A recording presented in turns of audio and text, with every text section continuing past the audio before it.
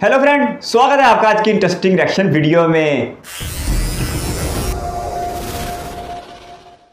नमस्कार दोस्तों, भारत ने अपने जियोपॉलिटिक्स के स्ट्रैटेजी में एक काफी बड़ा बदलाव किया है। अगर आप देखेंगे तो पिछले साल अफगानिस्तान की सरकार हट गई थी और तालिबान का पूरा कब्जा हो गया था। उसके बाद से ऐसा दिख रहा था कि शायद भारत उनको कभी भी एक्सेप्ट नहीं करेगा और एक तरह से टेररिस्ट ग्रुप के तौर पर ही देखा जाएगा तालिबान। लेकिन काफी धीरे धीरे, मतलब कि ऐसा नहीं है कि बहुत ज्यादा यहां पर विश्व में उसको दिखाया जा रहा है, लेकिन बहुत धीरे धीरे कहीं ना कहीं भारत सरकार ने भी अब ये जो सच है उसको स्वीकार कर लिया है कि अब यहां पर तालिबान का कब्जा हो गया है और इसको हमें एक्सेप्ट करना पड़ेगा और उनके साथ मिलजुल कर कहीं ना कहीं काम करना ही पड़ेगा। We don't have any choice, otherwise हम अगेन पीछे रह जाएंगे। और इसीलिए आप देखिए यहां पर लेटेस्ट खबर आई है, India reopens embassy in Kabul, sends technical team with relief material for Afghanistan. लेकिन यहां पर जो पाकिस्तान है उसको ये बात बिल्कुल पसंद नहीं आ रही। मैं आपको इस वीडियो में बताऊंगा कि ये जो एम्बेसी ओपन किया गया है वो तो हम अच्छे से देखेंगे, लेकिन पाकिस्तान एग्जैक्टली कर क्या रहा है इसको रोकने के लिए वो भी मैं आपको बताने वाला हूं। चलिए आगे बढ़े, चलिए शुरुआत करते हैं और सबसे पहले देखते हैं एग्जैक्टली अभी हो क्या रहा है। देखिए जैसे मैंने बताया, एक काफी बड़ा स्टेप लिया गया है भारत की तरफ से ताकि जो अफगानिस्तान के अंदर हमारा जो प्रेजेंस है उसको वापस से स्टैब्लिश किया जाए। आपको याद होगा कि भारत ने बहुत सारे जो प्रोजेक्ट्स हैं इंफ्रास्ट्रक्चर से रिलेटेड, लोगों के भलाई के लिए काफी सारी चीजें स्टार्ट की थी, लेकिन कहीं ना कहीं वो सब कुछ ठंडे बस्ते में चला गया था, उसकी शुरुआत नहीं हो पा रही थी।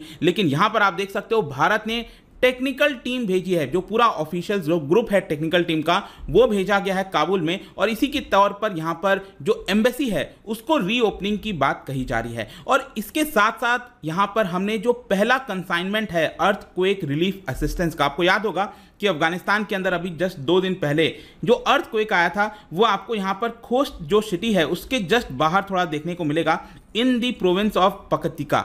तो यहां पर जो काफी बड़ा अर्थक्वेक हुआ था, 1000 से ज्यादा लोगों की मृत्यु हुई है, उसको लेकर हमने यहां पर रिलीफ मटेरियल भेजा है। और कई मतलब लगभग 1 साल के बाद बताया जा रहा है जो इंडियन एयरफोर्स का इल्यूशन 76 एयरक्राफ्ट है उसके माध्यम से ये सारी चीजें की गई हैं। तो अब क्वेश्चन ये आता है कि भारत ने एक प्रकार से जो एम्बेसी रीओपन की एक तरह से शुरुआत कर दी है, तो क्या ये गवर्नमेंट पॉलिसी में रिवर्सल है? आप बिल्कुल कह सकते हैं ये बात कि काफी बड़ा आपको रिवर्सल यहां पर देखने को मिलेगा, लेकिन ऐसा नहीं है ये पूरी तरह से सडन आया है। अगर आप इसको ट्रैक कर रहे होगे पिछले कुछ समय से, तो कुछ हफ्ते पहले की बात है, जो मिनिस्ट्री ऑफ एक्सटर्नल अफेयर्स में एक सीनियर ऑफिशियल है जेपी सिंह, वो काबुल गए थे और वहां पर उन्होंने मुलाकात की फॉरेन मिनिस्टर, जो तालिबान सरकार के अंदर फॉरेन मिनिस्टर हैं और इंटीरियर मिनिस्टर हैं, उनके साथ यहां पर मुलाकात की थी और एक प्रकार से अश्योरेंस लिया था सिक्योरिटी को लेकर कि अगर भारत का वहां पर प्रेजेंस बढ़ता है, तालिबान तो ये चाहता ही था कि भारत अपना एम्बेसी वापस से चीजों को स्टार्ट करे धीरे धीरे, और भारत चाहता था कि उसको एक प्रकार से सिक्योरिटी प्रोवाइड हो।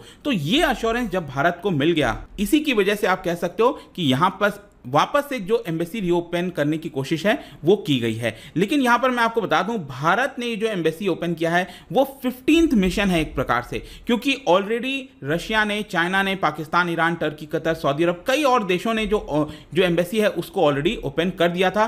देखिए यूएस ने अपना एम्बेसी ओपन नहीं किया है। यूएस क्या कर रहा है, कतर के माध्यम से, कतर का एम्बेसी आपको इस समय देखने को मिलेगा अफगानिस्तान में, उनके माध्यम से जो भी कुछ कराना है वो कराने की कोशिश कर रहा है।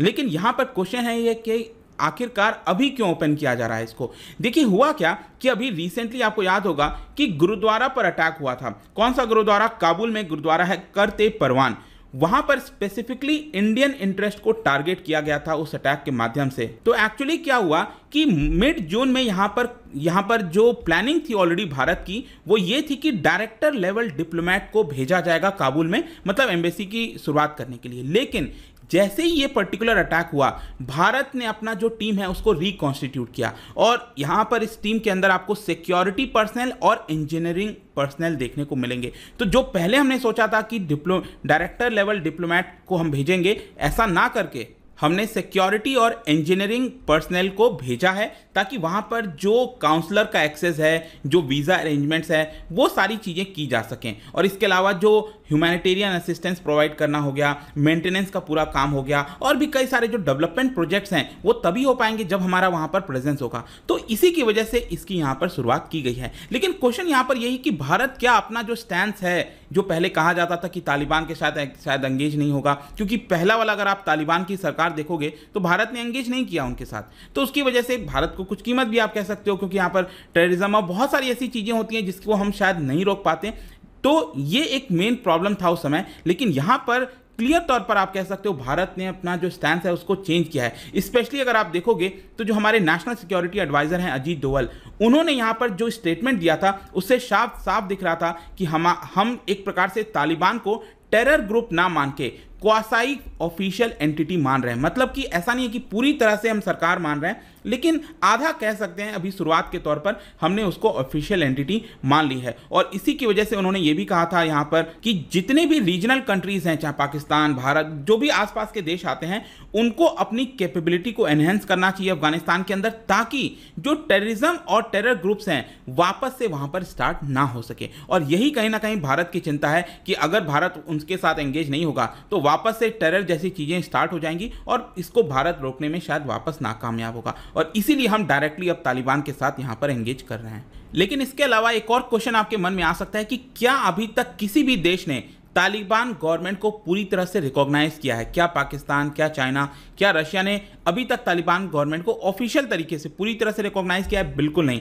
मैं आपको बता दूं, अभी तक किसी भी देश ने पूरी तरह से तालिबान सरकार को माना नहीं है। लेकिन ज्यादातर धीरे धीरे अब देश अपनी एम्बेसी ओपन करते जा रहे हैं। और स्पेशली भारत के पर्सपेक्टिव से, जैसा मैंने बताया, टेररिस्ट ग्रुप को अगर हमें रोकना है तो कहीं ना कहीं तालिबान के साथ एंगेज होना पड़ेगा ताकि हमें इंटेल वगैरह मिल सके, अदरवाइज अगेन यहां पर हम पीछे हो जाएंगे। लेकिन ये जो करीबी आ रही है भारत और अफगानिस्तान के बीच में, ये धीरे धीरे जो वापस से करीबी आ रही है, इसको लेकर पाकिस्तान बिल्कुल भी खुश नहीं है। और इसीलिए अगर आप देखोगे तो पाकिस्तान कोशिश कर रहा है कि किस तरह से ये जो रिलेशन है उसको ब्रेक किया जाए। और इसीलिए पाकिस्तान ने अपने जितने भी डिप्लोमेटिक मिशंस हैं उनको बोल दिया है और ये कह दिया है कि आप इसको किसी प्रकार से रोकिए। अब मैं आपको बताता हूं किस तरीके से। यहां पर इस्लामाबाद की तरफ से डायरेक्टली संदेश गया है डिप्लोमेटिक मिशंस को पाकिस्तान के कि आप एंटी इंडिया नैरेटिव प्ले करने की कोशिश करिए।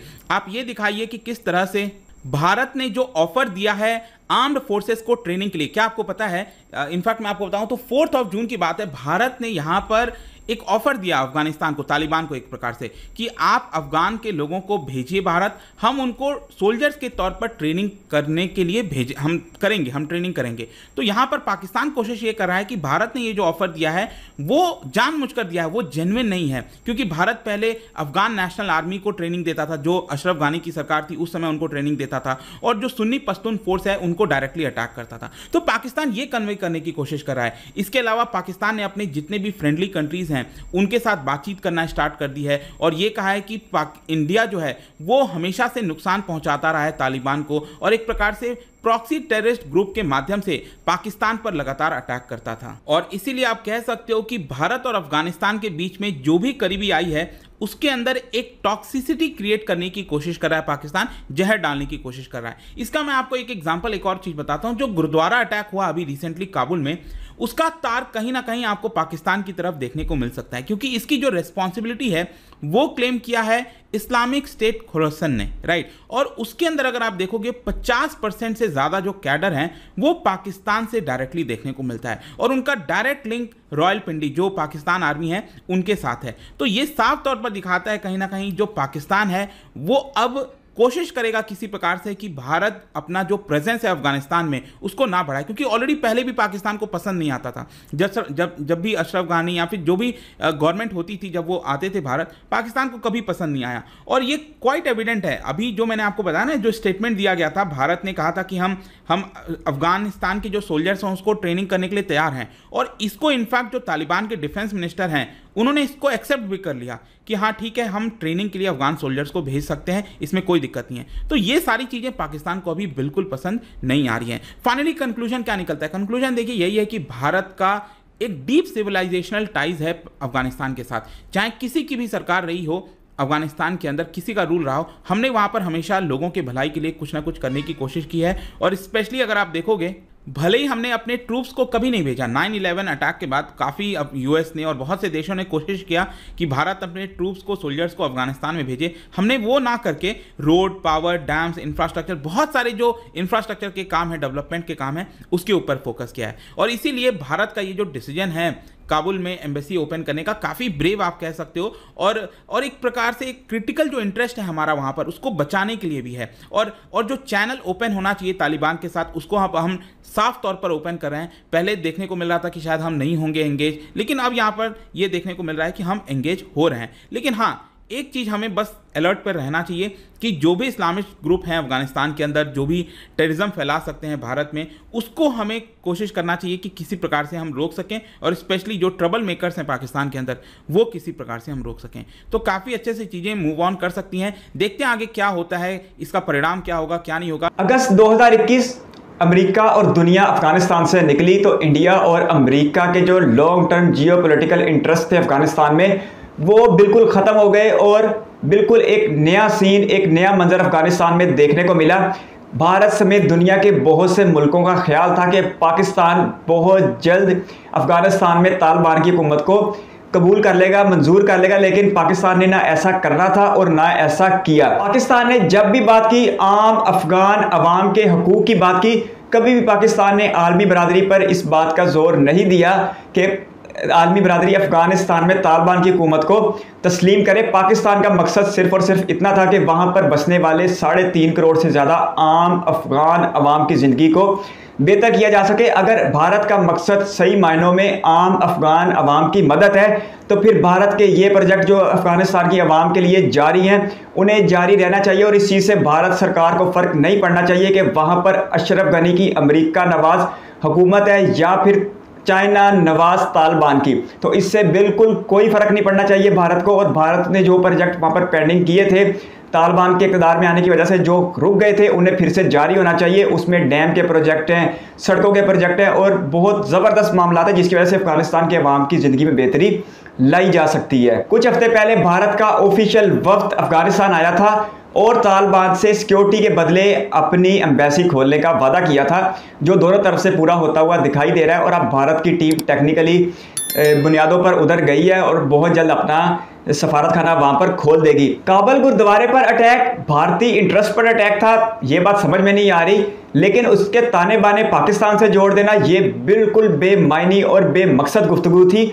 और उससे कहीं ज़्यादा अचंभे की बात तो खुद NSA यानी इंडिया के national security adviser Ajit Doval ji ने की, जिन्होंने कहा कि तालिबान को टेररिस्ट ग्रुप नहीं मानते और तालिबान की सरकार को आधा मान रहे हैं। ठीक है, आधा इंडिया मान ले, आधा पाकिस्तान मान ले, कुछ रहा सहा हिस्सा अमेरिका और चाइना मान ले, तो यूं फिर तालिबान ना तो काबज रहेंगे और ना ही वो कोई दहशतगर्द तंजीम रहेंगे, फिर उन्हें अफगान अवाम की मुकम्मल हमायतें हासिल हो जाएगी। इंडिया के NSA की मुझे एक बात बहुत ज़बरदस्त लगी, जो उन्होंने कहा कि इर्द गिर्द के ममालिक भी अफगानिस्तान में अपनी कैपेबिलिटी इन्हेंस करें, यानी अपना असर और रसूख बढ़ाएं, ताकि अफगानिस्तान में दहशत गर्दी को रोका जा सके। चले, बहुत अच्छा है, इंडिया ने इतने बड़े लेवल पर इस बात को तस्लीम तो किया कि जहां पर पाकिस्तान की कैपेबिलिटी इन्हेंस होगी वहां पर टेररिज्म कम होगा, ना कि बढ़ेगा।